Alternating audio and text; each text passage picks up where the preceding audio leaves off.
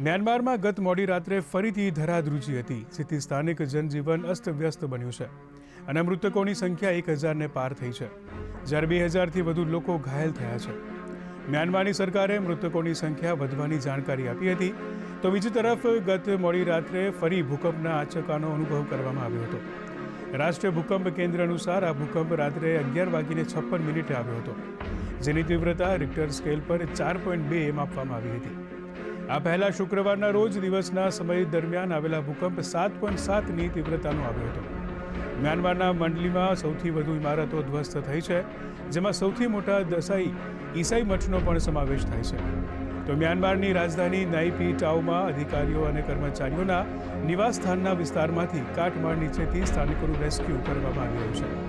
તો બીજી તરફ થાઈલેન્ડના બેંકોકમાં પણ 6 લોકોનું ભૂકંપના કારણે મૃત્યુ નિપજ્યું છે.